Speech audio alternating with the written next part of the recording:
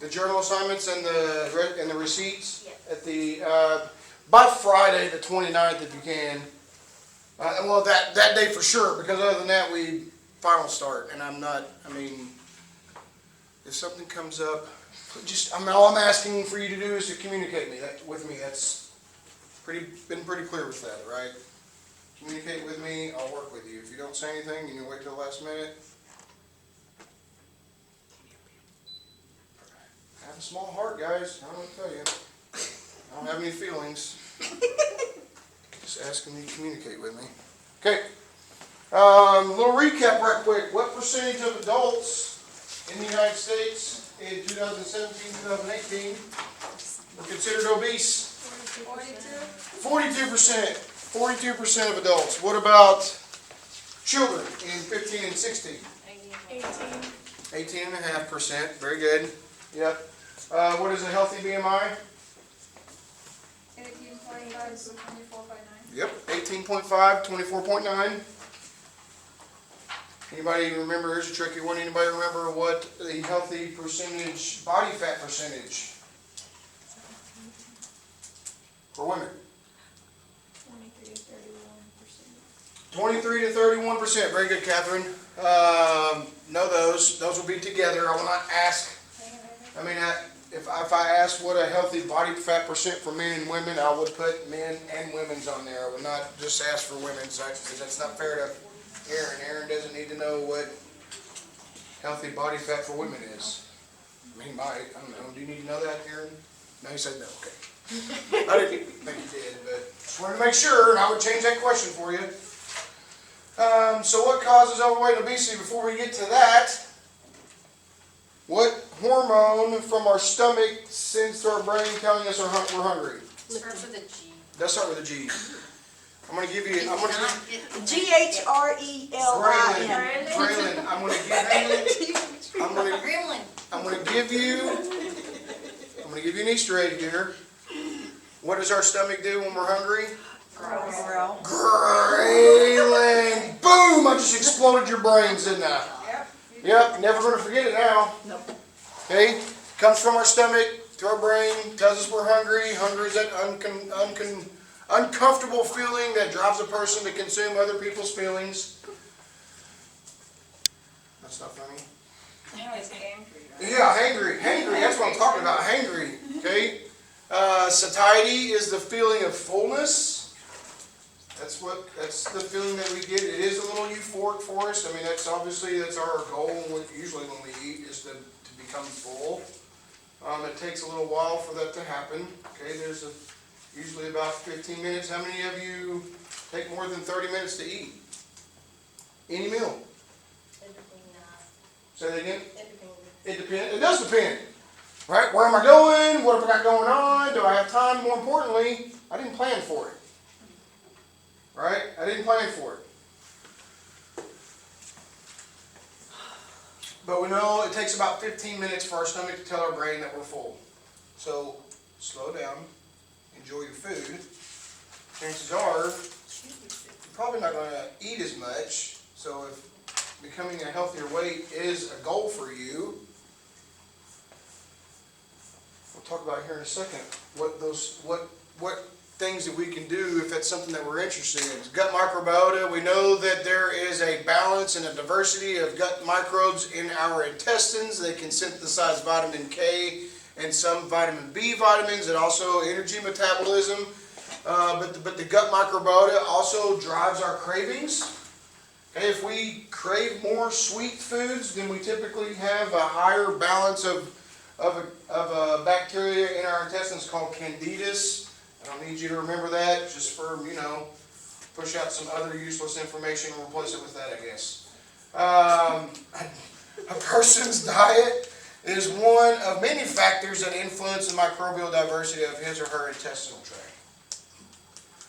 Intestinal dysbiosis, not really a concern. I will double check, make sure that there's not anything out of this that you need for testing purposes. Food composition factors. Just kind of reviewing real quick. The NOVA system does help classify ultra-processed foods. Make that connection. Genetic factors is where we stopped and where we will pick up now. Okay, we know that genetics play a major role in the development of obesity. Most physical characteristics are inherited.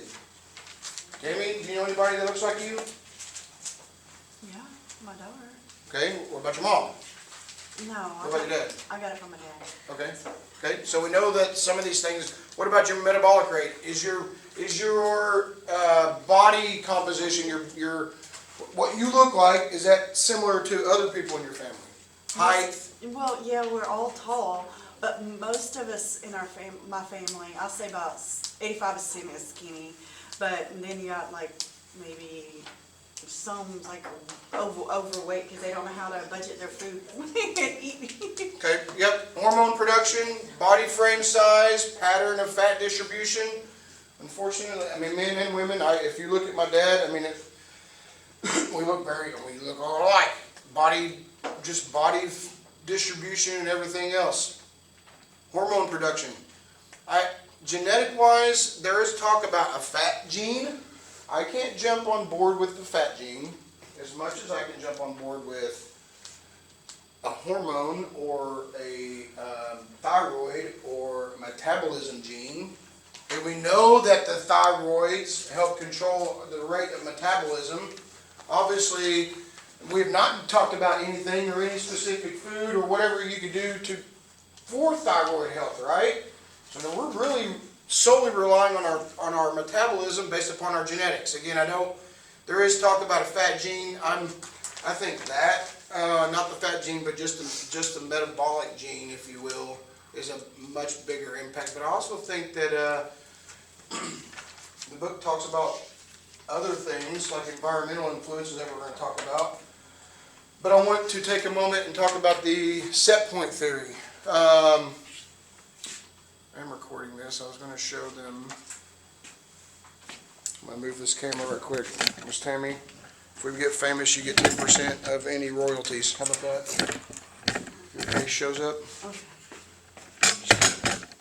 Okay, set point theory. I don't know if they'll be able to see this, but essentially what this is saying, it's a theory because we haven't been able to identify what percentages or how this actually, when this happens. And it happens mostly when we lose weight versus when we gain weight, but it will happen both ways. And I do talk about this a lot, and I'll kind of come back to this when we talk about surgical procedures for weight loss. But the set point theory basically says if I weigh 300 pounds and I know that it takes 2,800 calories just to maintain that weight. Now, don't associate 300 pounds with 2,800 calories. I'm just using this as an example, okay? But if I weigh 300 pounds and it takes 2,800 calories to maintain that weight, if I have a surgery, if I'm physically active, I'm changing my eating habits or whatever, and I lose 40 pounds, what happens? How many of you ever tried to lose weight? Anybody? Did you ever plateau? Like, did you lose weight and ever get to the point where you just kind of stopped? Is that where you gave up? Okay. You shouldn't. Keep going. Because what happens is, it's a theory. One, we don't know what percentage of body weight does this take place. We don't know if it's a specific amount or if it's a caloric reduction. We're not really sure exactly when this happens or what happens. But when you plateau, your body says, hold on a second. I no longer need 2,800 calories to maintain this weight because I'm a new weight now. So I need 2,100 calories. And that might happen, especially those that have a bariatric sleeve or go through an extensive weight loss program that loses weight. This may happen several times. This may have happened to you trying to lose weight. Don't give up. Just keep going. If anything, maybe work out a little bit harder if that's what you're doing. Definitely don't restrict if you're already restricting, don't restrict anymore. Okay? But just understand that that's where these plateaus happen. And I'm very interested in this because I think there's some validity to that. It makes complete sense of when we plateau, but I don't think we spend enough time talking to clients or people that are trying to lose weight. I don't think we spend enough time explaining why those things happen. Right? But essentially that's what it is. It's like a thermostat inside of our body. Influential factors. Okay, we know genetics can play a role in how our body metabolizes food. What about your eating habits? Would you eat the same at Christmas or Thanksgiving every single day if that was available to you? No. No. Well, you say no. I said no. I know, you say that, but would you? No. Look, attractive, tasty foods. Well, like go on a cruise ship, you could Do you live on a cruise ship? No. Okay. But okay, I understand. You compare it to that because when I went on my cruise ship, I ate like a dog because it was just there. I mean, the food was just there. But it's an environmental influence, right? Yeah. It's not something that you would normally do. So a lot of these companies' food advertising is an aspect of environmental that has a powerful influence. That says powerful. I have never saw a commercial or read a magazine or saw a billboard that said, got to turn the car, I got to go get that. Anybody ever had that impulse buy? Saw an ad and you're like, got to do it? Okay. I have had a couple people admit to that. No, but if I get the wrong food, I'll take it back. Good. Should. Every single time. It pisses my husband off, but if I'm not getting what I paid for, no, go straight back. Same thing with Even if I made services. it all the way home, I'll still turn around. It should be with anything. I mean, You'll make him turn around and go get it? I made him, yeah. You have? Okay, ain't nothing wrong with that. Appetite is a desire to eat appealing foods. Okay, advertisements, we talked about that a little bit. I think it's one of those, we know that environment can play a role. You know why? Does anybody know why McDonald's chose red and yellow colors? Because Didn't you say it? Psychologically, Yeah. the combination triggers hunger. Yeah. Not anymore. Now when I see those colors, I'm just like, I don't. When somebody says, "Oh, we're gonna go get something to eat, go to McDonald's," like that, I'm like, I will starve myself before I eat I hate McDonald's. I McDonald's. really, yeah. I don't like it. love French fries. I will say occasionally, like before we go to church, me and the little one, I'll swing by. We'll do like the McGrill. We do like the McGrills. They got good coffee too, though. I won't deny that. I love McDonald's coffee. I like Add pickle, bacon, cheese, take off the lettuce, keep the mayonnaise, With the chicken sandwich, and McChicken. But they're not real chicken. I just don't eat there. Chick-fil-A. I don't eat there either. Ooh. When we talk about Americans eating 300 more calories a day over the course of the 20 years, obviously that's going to work. Many Americans now have desk jobs. Think about the difference. Technology. Okay? When we talk about these environmental factors, how many of you are getting in 150 minutes a week of physical activity? Just walking here. Good. Good. Yeah, if you live near your university, I did this. I had a house when I was in grad school. I didn't live very far from the university, but I would walk. I mean, I was within distance. If it wasn't raining, yeah, I'm walking. I didn't care if it was cold. I lost like 20 pounds that semester just from all the working. It doesn't have to be intense, okay? It could be something as simple as parking farther away from the door. Okay, and then you're avoiding getting rear-ended by old people, I guess. I got flipped off by like a 65-year-old though, driving twice. She sped up to flip me off again. It was my fault. Okay, It was, okay, but okay. We're gonna talk about some faults here in a second. Genes, environmental factors. We know that when we talked about the genes, we talked about environments having an effect on how we gain weight or how we lose weight or how we eat. Those genes and environmental factors. The book talks about it's difficult to determine the extent to which one obesity's genetic makeup or environment contributes more.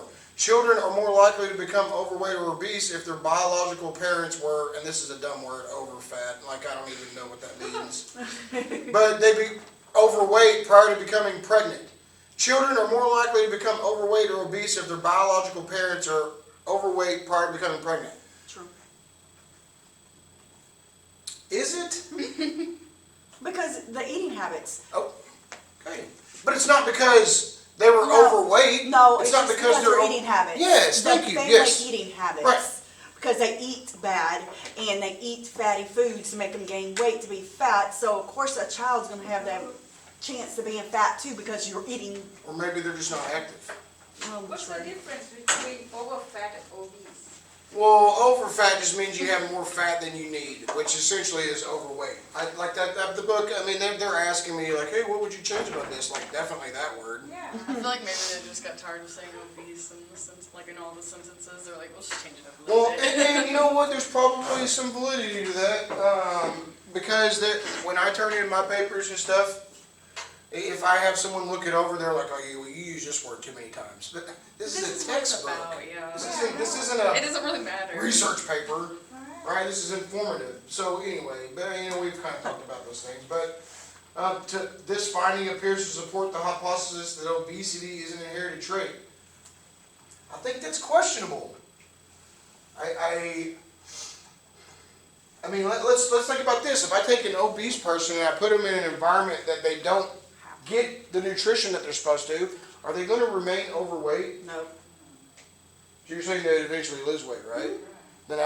Then the gene for fat is voided. Because they're not going to stay fat. It goes back to intake, outtake, metabolism. Metabolism doesn't change, but if my intake does, then it doesn't matter what my gene says, right? It's all about behaviors. It's all about behaviors and modifications, weight loss and its maintenance. How many of you think this young lady right here is attractive? She's too skinny. I wouldn't. She's too skinny. She's skinny, but she doesn't look unhealthy. Yeah. I don't, yeah, To you me, know, I she think looks it's like, a good. she looks fit. Like, I think she's probably active. I think and occasionally, somewhere point in time, she's probably gone to the bathroom, made herself throw up. I'm just kidding. I don't think so. I personally, basically why I'm asking this is there's different opinions of what you think looks nice. That's what should matter. It's not about what other people think. If some people find this woman attractive and you do not, then that's not the image that you need to look for. That's not the image that you need to be focusing on, right? Doesn't mean she's unhealthy. I don't think she's unhealthy at all. She might be a little underweight, but it depends on how tall she is. Remember we talked about BMI? So it's all about, and she's got high heels on, so that makes her look taller anyway. But remember that healthy BMI, and here's another little chart, kind of just give you an idea if you think where you're supposed to be at. If you do those, even I have shared that Excel spreadsheet. So if you want to go on there, even if you're not doing that assignment or that assignment, that receipt assignment, you want to know where your BMI is, use that spreadsheet that I shared. This will tell you if you're where you are. So if you're 5'10", you weigh 125 pounds, you're underweight. But again, what does this not determine? Male or female? Male or female? We know that males have more muscle mass than females do, right? What else does it not determine? It's not taking into consideration. What else? Range. Age. Race. Race. That's a big one. Remember we talked about that Wednesday. Race doesn't take into consideration any of those. But also I will say this, going back to this picture. Make sure you know what that looks like. Okay? I have a large amount of muscle mass, and I'm not saying it's not protected with some fat, okay? But I don't think that my BMI reflects my actual composition. Okay? If you have a BMI, a higher BMI, basically what it does is it just indicates that you're at higher risk for cardiovascular disease and type 2 diabetes, which we know can be very costly and brutal. Features for medically sound weight loss plans. I will have to look over the exam and make sure, the celebration, make sure that what exactly, I just want you to be familiar with some of these. Some of them, I hope, make sense to you a little bit, right? One, is it safe and effective? And I'm a part of, because I was involved with the bariatric sleeves back in Missouri, I did become a part of a couple of groups on Facebook, and I couldn't tell you how many times I've seen people talk about going to Mexico and getting that done. You save money, I will tell you that, okay? You save money, but the moment that you come back into the States, there's not a single doctor that's going to pick you up and manage you after that procedure. You save yourself some money, now you're on your own. I went Okay. to Mexico and got my tubes untied. 'Cause it was Untied? I just make sure it's safe. I mean, I already if did you're it. going into It a was safe. damp, wet, dark room, don't do it. It wasn't damp. It was a big hospital. It was A a lot of hospital, it wasn't like people- somebody's garage. No, That makes me it feel was, better. I mean, a lot of people just go there. No, they do. Yeah. I'm not, I mean, but it's more of a resort though. Yeah, it's like a resort, yeah. But it's like compared to here, 10,000, there, 3,000, big difference. Yeah, but you won't have, that may be different, but I know that the sleeve, they won't pick you up when you come back. They won't. But is this weight loss plan, does it meet nutritional needs? You know what this says here, social needs. I don't really know how much. I mean, I'm not sure really what that's talking about, because I mean, we should not allow our social life to dictate who we are. You should be your own person.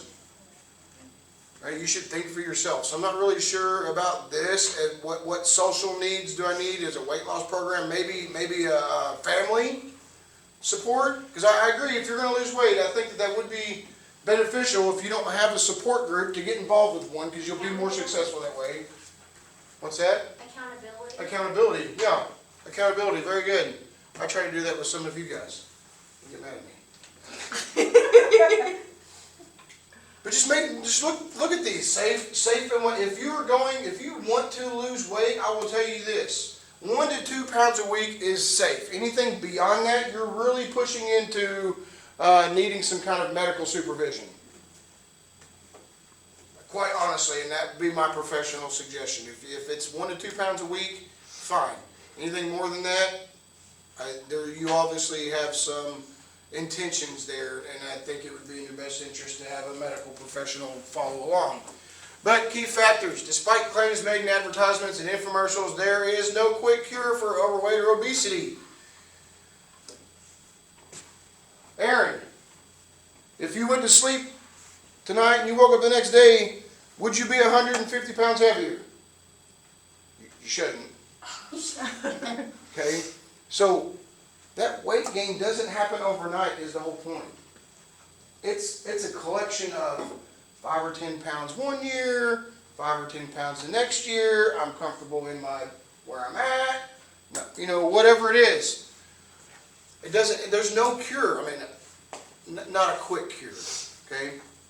Key factors for success include motivation. I'll just tell you right now, if you're not motivated to lose weight or to maintain it or anything, it ain't happening. Don't even come talk to me. I'm for real. No, it's true. I will tell you right now, I'm contemplating, you know, my motivation right now is I know I need to lose weight. I'm confident in the way that I eat, but if I just increase my physical activity, I know that would have a big impact. I choose not to do that. I choose to spend my time doing less productive things. Okay? But there's got to be that motivation there. And if it's not within inside you, and you do go to find someone, and if they can't light that fire, come back to it another time when you're ready. Right. Come back another time when you're ready. But motivation, okay, and what is that? Is it even necessary? Oh, it's very necessary. Well, is I it? had a personal trainer guy, and we went with a group, and we did it every morning at 5 before work, those girls I worked with, and I loved it. Like, if you have a group, we stuck to it. Oh yeah, why'd you stop? I quit working there. Oh. But I did go to the gym by myself, but it's not as fun. It is not. No, You you can't no. Right. motivate. No, it's hard. I It's just hard. went to the trainer then. It is hard. It is hard. So, what about we know, so let's say motivation, okay? For myself, physical activity, we know that can change. I don't even have to change the way that I eat if I just change my physical activity. Okay? But, if I choose not physical activity, maybe I have some, I don't know, a bad knee, or I just don't like to run. Whatever it is, it doesn't have to be running. I say that a lot. It can be swimming, cycling, walking, underwater basket weaving, something. I was wondering if anybody picked up on that. Tammy did. Anyway, continuous energy intake. This is where it gets kind of tricky. Reasonable long-term calorie intake for adults who want to lose weight range from 12 to 1,500 calories for women, 1,500 to 1,800 calories for men. Roughly, this is about 800 calories a day. Or some diets limit that. That's a lot, guys. You will not be successful with that. Why? You probably go to jail. Madison was like, what? That's what I said. How am I going to go to jail? You're not going to be very nice to people if you're only eating 800 calories a day. Yeah, the angry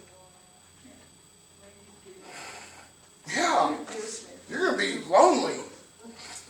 But it's dangerous. That's very, they're not recommended without close medical supervision. What is that? Like one little peanut butter sandwich? A couple tablespoons of peanut butter a day. God. You can eat a lot of celery though. There's a girl Cauliflower? I work with that used to do a 500 calorie a day. How the? The key word is used to. Why'd she quit? Well, she does it in the summer with her parents, What? which I is mean, like the worst possible time. It was like we've worked in like hot conditions, so it's not even helping her. But like how she gets through it is by eating like water-based vegetables and fruit and stuff. But she, I mean, like she nearly passes out. Like she constantly has to have someone around her for the fact that we know she's able to pass out at any moment. Why would you do that to your body? It is dumb. It's just, So you can have a lake body? Yeah, that's literally her only reason. Like her parents did it, but they have like, they take supplements along with it so that they're still like meeting the requirements because theirs is monitored by a doctor. But they have her just not having supplements. She just has like the 500 calories. They're allowing, how old is the daughter? 21. Okay, so she is an adult, so she's definitely capable of making her own decisions. But that's a clear example of our environmental influences. And especially what kind of influence our parents have. You as parents have on your children and those around you. But yeah, no, I mean, that's a lot. 500 calories a day, I mean, is about, but here's the deal. How many of you even know how many calories you're eating a day right now? How many of you even know how many calories you need? No. Working on it. Then this doesn't even, okay, that Excel spreadsheet I put on there will help calculate that for you.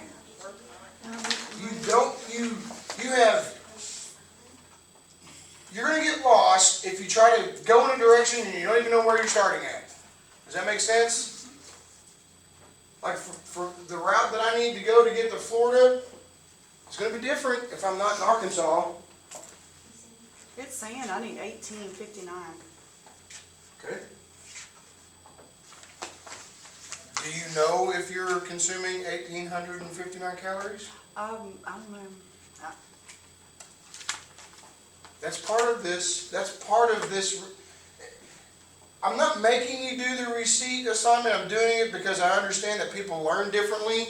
This is I will incorporate this moving forward. This will be a project that everybody will do, all the students will do, just so that at the beginning of the class, we're going to use some of these to get some weights and measurements, and then throughout the course of the class, it's just a continuous reflection of maybe some changes that you identified and were able to keep up with. And so it'll be a journal at the end of the semester that you can look at over the changes and what impact those changes had on your body.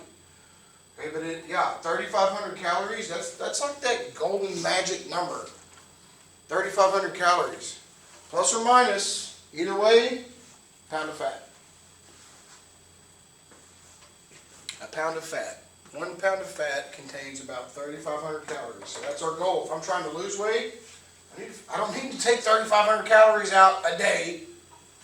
Okay, that's actually, I don't know how you're going to take away calories from your body. Well, unless you burn them. What? I said you just wouldn't eat anything. anything. You just wouldn't eat anything. Yeah, I was like. No, you wouldn't eat anything, and you'd be exercising. And then your body's gonna mess up. Then you're gonna pass out and hit your head on some concrete corner or something, I don't know. Before it gets there, you'll just get really sick for a couple Probably, days. but yeah, 3,500 calories. Don't try to do that in one day. Try to split it up over the course of a week. A regular physical activity, we know that that's important. And it it doesn't have to be dramatic. Okay, when we walk, we don't take large lunges, do we? No, we're small. I guess you visualize that, huh? People just walking in the hallway, taking big steps.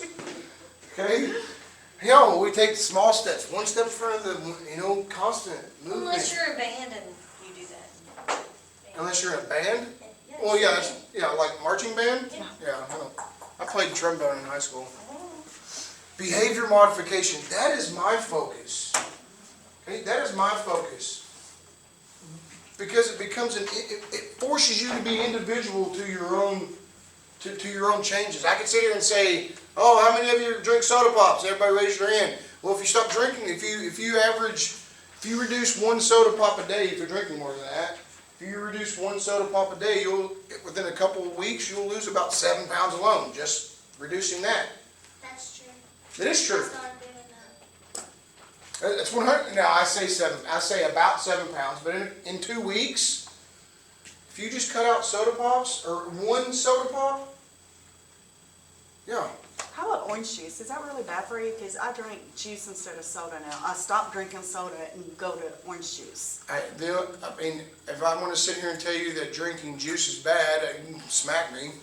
But can drinking too much juice be bad? Yeah, that's what I'm. Can too much of one thing be bad for you? I think it goes back to Tammy. Is it bad for you? I think it depends on how much you're drinking. I drink 3 little 6 ounces a day. I don't see it. I try to Other replace than it you're with getting juice. an extra, because 4 ounces is typically a serving. So you're getting a little bit more than a serving, but you're only getting, if we talk about carbs, you're only getting 1 serving each time you drink it. So I don't see that a big issue. It's no different than someone who drinks 4 soda pops a day. It's better, actually. Well, I cut out my sodas and went to orange juice. They're not empty calories. Your body's going to use it. So I think it's a much better choice.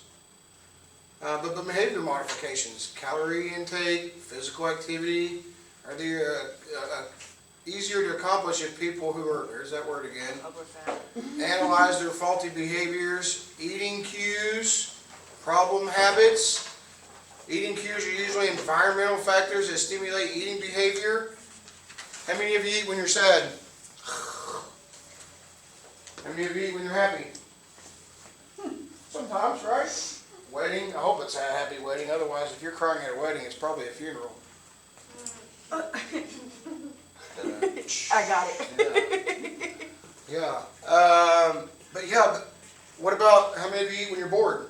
Oh, yeah. That's the worst. Probably. Snack. Now, I'm not asking you to change that behavior necessarily, but I'm asking you to pay attention to what you're snacking I on. changed that too. I got like little video things that has broccoli and carrots in it. So now when I eat broccoli and carrots when I'm snacking. Instead of fatty granola bars with chocolate chips and everything else. Okay, very good. What about trail mix? What about? With dark chocolate? Is that good for you? With cashews and I don't know what else is in it. But I feel like that's good for you. No, absolutely. Yeah. No, yeah. My question would be, what did you replace it with? Or is it just something you normally snack on? No. Because I think it's a good snack. Yeah, And absolutely. sunflower seeds that are already with the Shelled. edges of the seeds. Yeah. No, absolutely. I think that's a good snack. Okay. I mean, the alternative could be chips or candy or whatnot. I think that achieves. If that was a suggestion, if I tell someone, hey, if you want something sweet to eat, I always try to just direct them to something that incorporates proteins, trail mix, Reese's peanut butter cups, a Snickers, a Payday, something that has that protein in there instead of just being straight 100% sugar, pistachios. Yeah. I like get the pistachios. I love mini those bags pistachios. Oh my That are already goodness. peeled. I get them Sam's. They are wonderful. Yeah, but cues can also help people that are trying to lose weight. Knowing what those cues are. Maybe it's, I don't know. Except for Aaron right now, you're all women. I mean, you obviously have cravings for different reasons, right? I mean, you're sad. I'm gonna go get a box of... I'll tell you a story. I failed. As I try to practice what I preach for the most part. I went to... how many of you shop on a budget? So most of the time, when you're trying to make a decision, the price takes a big deal into it, right? Well, 5 for $25. There's some places out there that do that, and I picked up this. I use a lot of cheese. Well, I say I use a lot of cheese. Sometimes I do use a lot of cheese. But I picked up this big bag instead of getting 2 smaller bags. This was a 5 for $5. So I'd used about half of it, and this week I was making some enchiladas. And I put some cheese on the enchiladas and stuck it in the oven for 30 minutes at 375 degrees.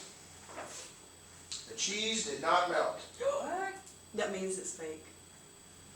As a matter of fact, I pulled it out of the oven. You could actually see like individual fancy shreds. Each individual piece, some of them were browning and burning.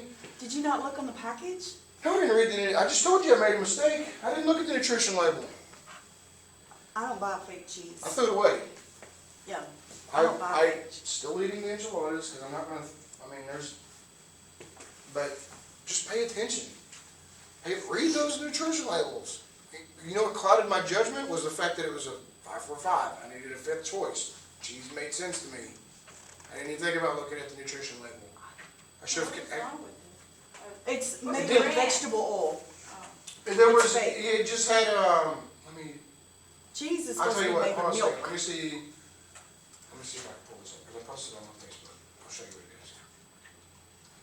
Don't go looking for me. Don't go trying to friend me or anything. Gotcha. I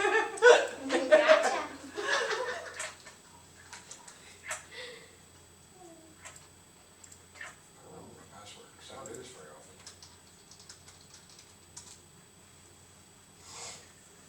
I'll show you the nutrition label. Whoa, never lock.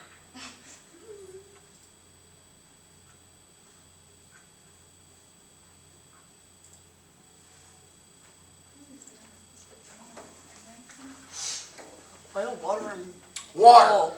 Right there. food starch, palm oil. That's 1, 2, 3. It took 4 ingredients just to get to even something that even looked like milk. This is what I had. See where the individual pieces were Oh browning? my gosh. That was 30 minutes? 30 minutes, at least 30 minutes, if not longer. As a matter of fact, because I was making enchiladas, the white tortillas actually browned and were crunchy at the bottom of my casserole dish before that even melted. Oh my That's me God. dragging the fork through it. It still separates easy. It was like Parmesan cheese, kind of. Oh. Flaky? Very flaky, and I just threw it away. I still ate the enchiladas, though. Yeah. Of course I did. Scrape off the bad stuff. No, I still ate it. Put some jalapenos on top of it. Salsa. So, tips for modifying food and exercise related behaviors. Planning your menu planning. Knowing when you go to the grocery store, knowing what you're getting, one, you're going to save money on foods that you impulse bought because you were hungry. Or because they weren't planned out. Oh, I like that. But you're not going to incorporate it. I've got, I have like some stuffed olives and stuff that I keep in my refrigerator just to snack on. But I know those are snacks. Grocery shopping, huge ordeal. Okay, these two kind of menu planning helps with the grocery shopping, what kind of foods I'm getting, when I'm buying them, food preparation. Yeah, I made some enchiladas, but I've got enchiladas for a couple days. Well, a couple meals, not a couple days. I only made like 8 of them. But that's part of it. How many of you do that? How many of you intentionally cook for later meals? Me. Good. But I do grocery food, my menu for the week, but I don't do my grocery shopping. when I go buy my food, I buy it like from bulk, like I get a half a cow. I mean, you don't do your grocery shopping. Who does it? Like Walmart does it for you? No, sir.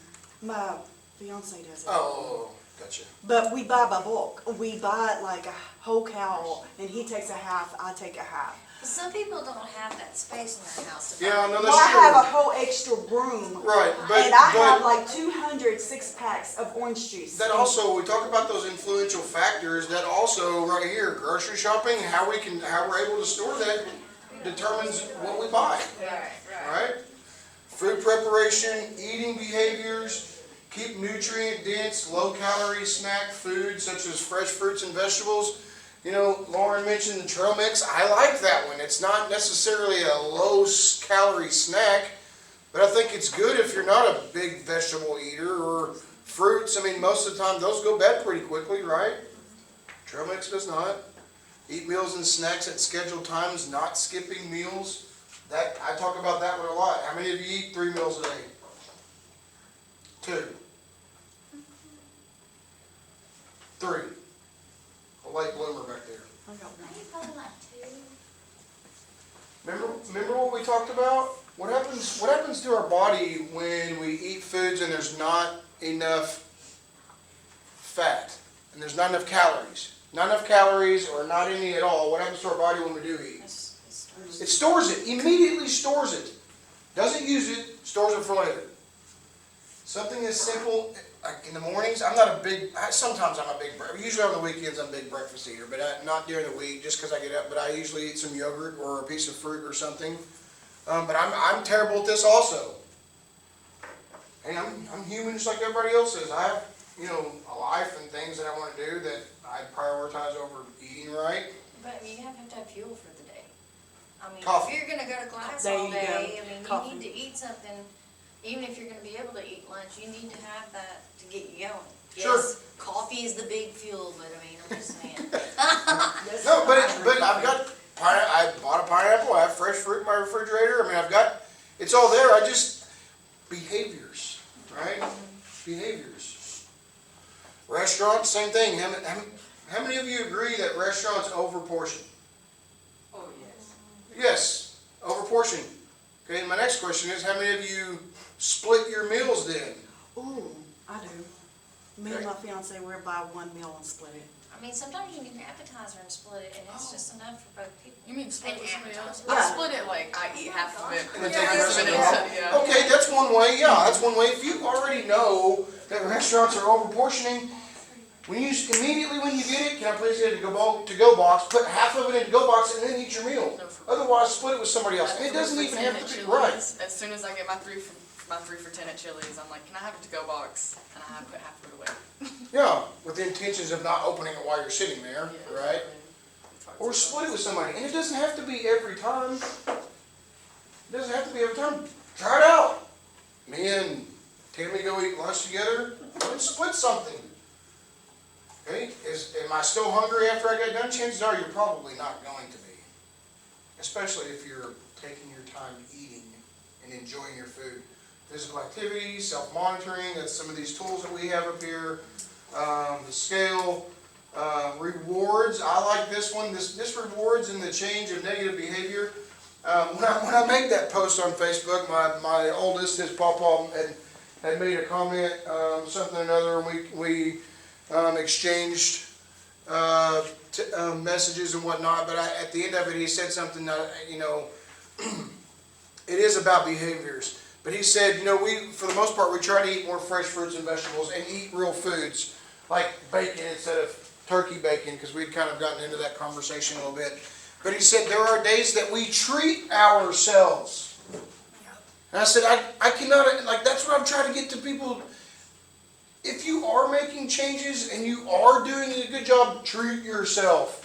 Because I want you to think about it. When we talk about behavior, rewards for behaviors and negative thinking patterns, what kind of words or feelings do you think of when you hear the word cheat? I mean, you just go overboard on eating. Cheat? Cheat, like you're cheating Just on cheat your in diet. general, not even Oh. negative. Negative. Is there Yeah. any positive words that you think of when you hear the word cheat? No. No. Treat. Yeah. Reward yourself for the good behaviors that you're changing. Remind yourself that it's okay to eat foods that I know aren't healthy, but I can still take some of those habits that I'm trying to change and watch the portion control. Treat yourself to good behavior. There's nothing wrong with that. Community-based weight loss programs, Weight Watchers. How many of you are familiar with that? You know what they do? They teach you exactly what I'm trying to say. Portion control. You get points for certain foods, certain portions.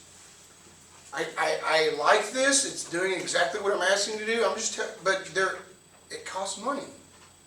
Does reading a nutrition label and portioning your food cost you anything? If anything, you're putting money in your pocket, probably, because you're eating less. See, if you would have read that label, you would have saved money. It was $5. But $5 could have bought. Actually, it was 2.5 because I ate half the bag. Okay. That still could have been half a I million. found that in my couch $2.5.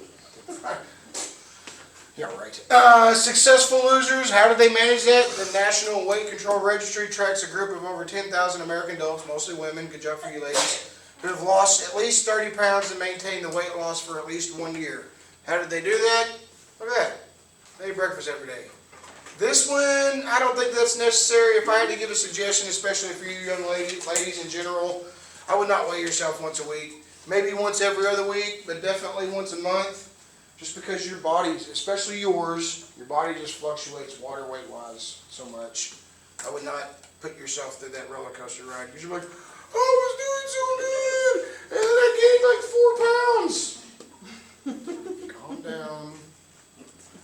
Don't measure yourself every day. Okay. We just said, all right. Exercise, that's probably something that I myself don't even do. But as you can see, look, I mean, do these things look hard? No. How many of these are you already doing? How many of you weigh yourself at least once a week already? 1, 2, nobody else? 3, no, 2? How many of you eat low-calorie, low-fat diets? Probably nobody. How many of you eat breakfast? Out of the same ones that, keep your hand up if you weigh yourself more than once a week. I mean, at least once a week. Now keep your hand up if you eat breakfast every day. No. Okay, that's more. I hate breakfast. How many of you exercise 60 minutes or more? 40 minutes. Okay, so some of you have at least 2 of the 5. How many of you limit your television to less than 10 hours per week? Don't have time for it. You don't have time for television, or you Nope. don't have time to Not not really, time? man. No. Not So, like- so some of you are already over 50% of the way there. What's holding you back? If this is something that you're interested, if you're motivated, right? If you're motivated, don't come talk to me if you're not ready to do this. Yes. Medical treatments. We don't have much time left for class. Go. I want you to read these and just finish. There's not much left here in chapter 10. To finish up, I will read this and we will go over it in class on Monday. There's not much to talk about, but just be familiar with the procedures. Here's the bypass. Okay, this one, they essentially take part of your stomach and resection what's left of your stomach and put it next onto your, the small intestines. But then they reattach it so that tissue still lives. This is a bypass. We can talk about that on Monday, but read those so that we can move through that pretty quick. Outside of that, you guys have a good weekend. Have a good week. You too.